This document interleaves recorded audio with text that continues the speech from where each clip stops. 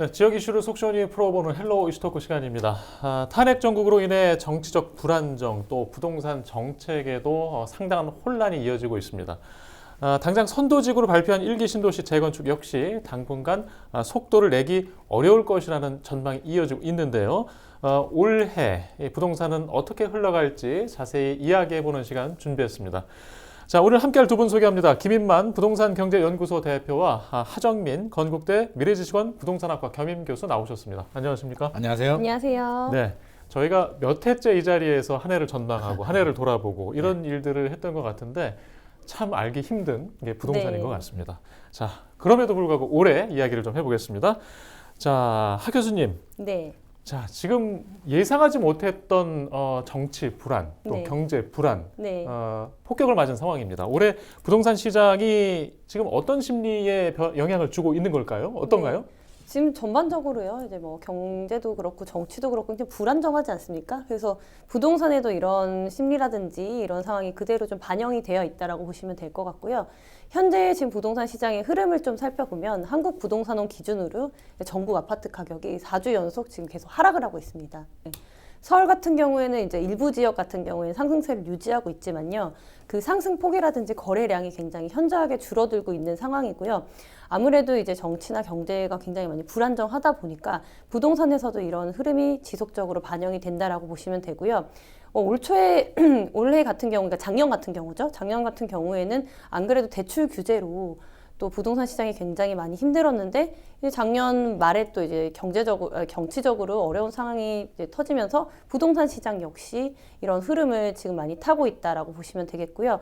특히 이제 경기권 같은 경우가 지금은 보합세지만 우리 인천 같은 경우도 지속적으로 하락폭이 좀 늘어나고 있습니다.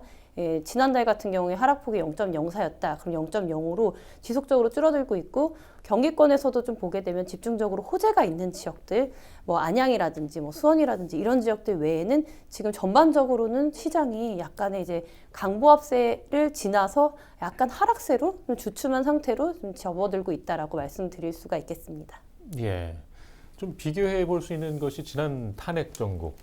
저희가 기억하기 뭐 좋지 않습니다만은 그때와 비교했을 때 지금의 양상 비슷할까요? 어떻게 보세요? 최근에 그 말씀을 하시는 분들이 좀 많이 있는데 이제 평행 이론이라는 예. 이야기를 많이 합니다. 2016년과 2024년 이제 작년이 됐죠. 2024년과 비교하는데 좀 재밌는 게 몇 가지 있긴 합니다. 요소 좀 재밌는 요소부터 좀 말씀을 드리면 그때도 올림픽이 있었거든요. 브라질 월드컵이 있었는데 리오 올림픽도 한국이 8위를 예. 했고요. 2024년 파리 올림픽도 이제 8위를 했다고 합니다. 예. 올림픽 등수가 같았고요. 한강 작가가 2016년에는 부커상을 받았고 2024년에는 노벨상을 예. 받았다고 합니다.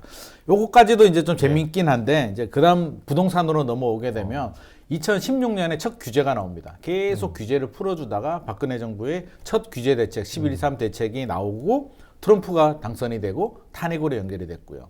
이번에도 대출 규제했죠. 예. 찬바람이 불면서 대출 규제하고 트럼프가 당선이 되고 계엄이 나오고 탄핵이 됐습니다. 예. 그래서 2016년과 좀 비슷하다라는 이야기를 많이 하고 있고 그러면 2016년의 이야기를 제가 조금 더 설명을 드리면 저는 두 가지 지표를 좀 관심 있게 봤는데요. 네. 첫 번째는 거래량을 봤습니다.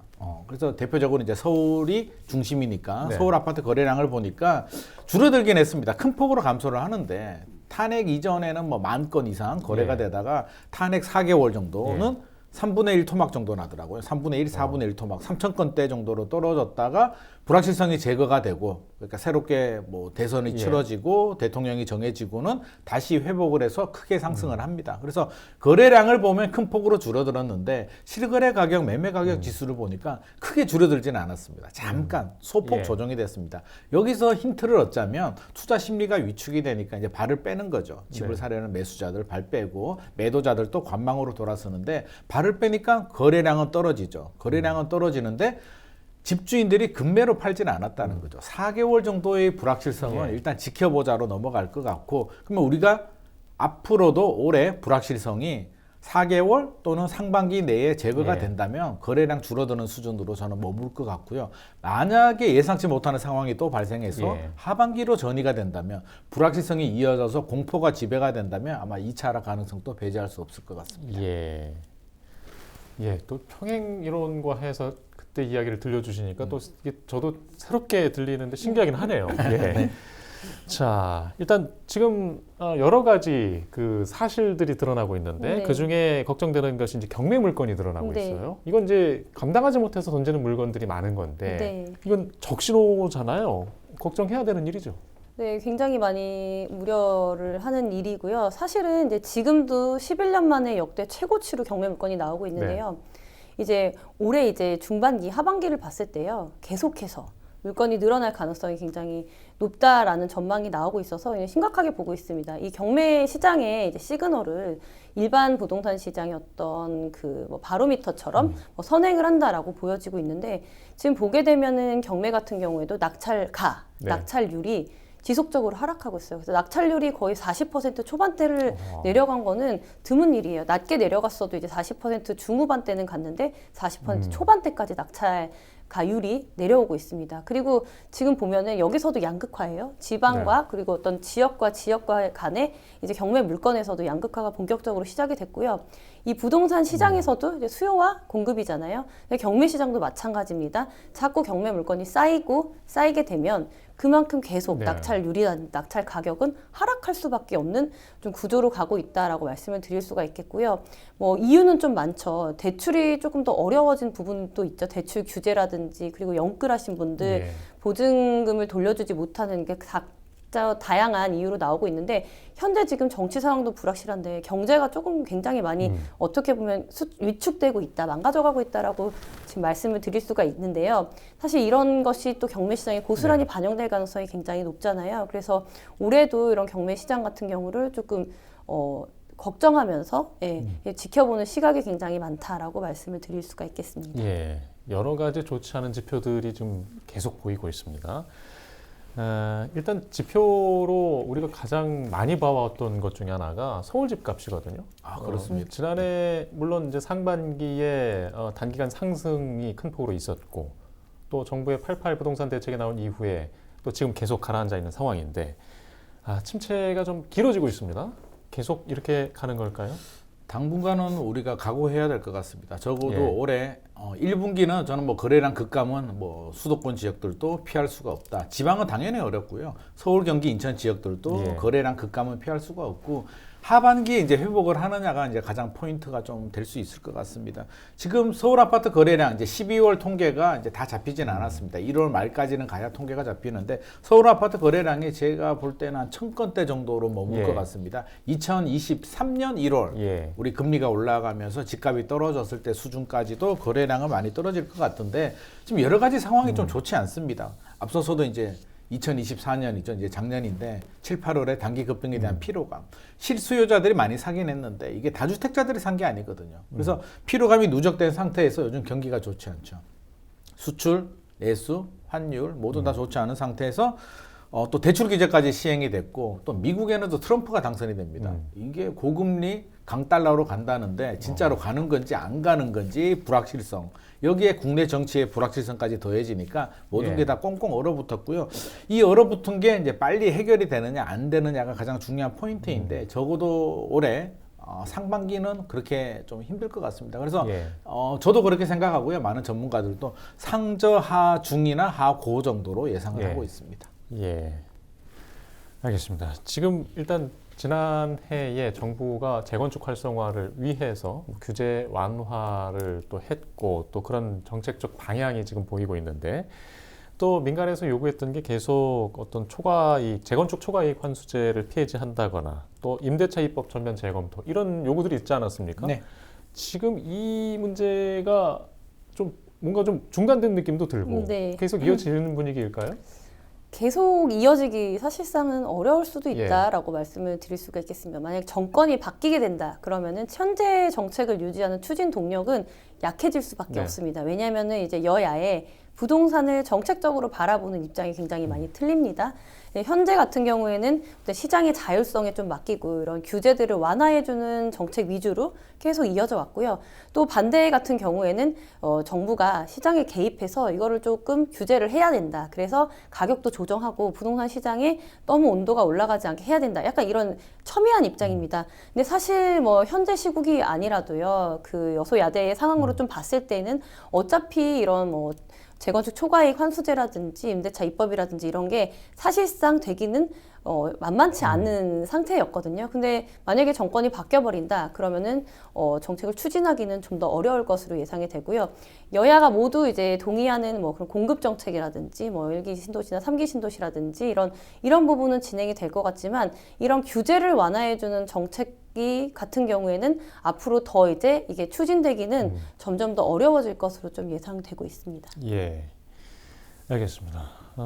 대표님, 지난해 제가 그 보도와 더불어서 계속 몇 가지 여쭤볼 때마다 선도지구 2027년 빠르면 착공 가능하다 하면 택도 없다. 뭐 이런 얘기를 이제 항상 하셨는데 지금 1기 신도시 이제 선도지구 선정까지는 됐어요. 네. 이제 지구 지정 과정이 좀 남아 있고 이제 계획 수립 과정이 있을 텐데 이 절차라든가 뭐 여러 가지 영향으로 인해서 또 뭔가 늦어질 것 같은 우려도 있으세요? 일단 당초 계획 자체는 뭐 예. 2027년 착공, 2030년 완공은 제가 불가능하다고 말씀을 예. 드렸고요. 그거는 뭐 정권이 바뀌든 안 바뀌든 안 되는 겁니다. 안 되는 건 안 되는 거고 이제 많은 분들이 걱정을 합니다. 선도지구가 지정이 돼서 축제 분위기였는데 순식간에 이제 분위기가 반전이 됐기 때문에 1기 신도시 주민들도 많은 걱정을 하고 있는데 저는 추진을 할 것 같습니다. 왜냐하면 정권이 바뀌더라도 변하는 정책이 있고 변하지 않는 정책이 있거든요. 예. 변하는 정책은 하 교수님께서 말씀하셨듯이 뭐 어떤 규제 정책들, 세금이나 예. 대출이나 뭐 이런 정부가 추진하던 정책들은 변할 수가 있는데 변하지 않는 정책이라고 하면 공급 정책입니다. 예. 공급이 부족하다는 것은 누구라도 공통점이에요. 문재인 정부, 윤석열 정부, 차기 정부가 되더라도 공통점인데 1기 신도시 같은 경우는 두 가지 측면에서 봐야 됩니다. 하나는 공급을 해야 되는데 수도권의 3기 신도시 포함 1기 신도시를 하지 않고는 공급 물량이 이렇게 나오기가 어렵고요. 두 번째는 정치공학적으로 보더라도 굳이 1기 신도시를 추진하지 않아서 얻을 수 있는 이득은 네. 저는 별로 없다고 봅니다. 어차피 30만 가구, 한 100만 표 정도 영향을 줄 수가 있는데 굳이 안 해서 공급에 영향을 주고 예. 정치적인 표에도 영향을 준다?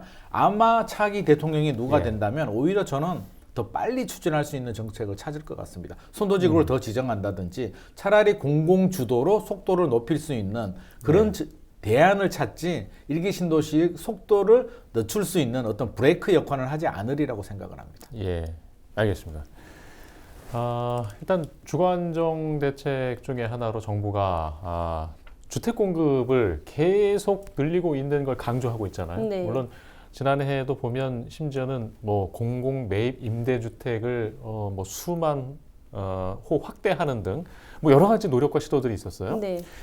일단 이게 차질이 있지 않을까? 왜냐하면 건축 경기나 부동산 경기 자체가 얼어 있는데 네. 이게 민간에서는 시동이 어렵잖아요. 그렇죠. 예, 그러면 당연히 걱정해야 되지 네. 않겠습니까? 이미 누적적으로요. 예. 부족한 세대수만 해도 지금 뭐 90만 채입니다.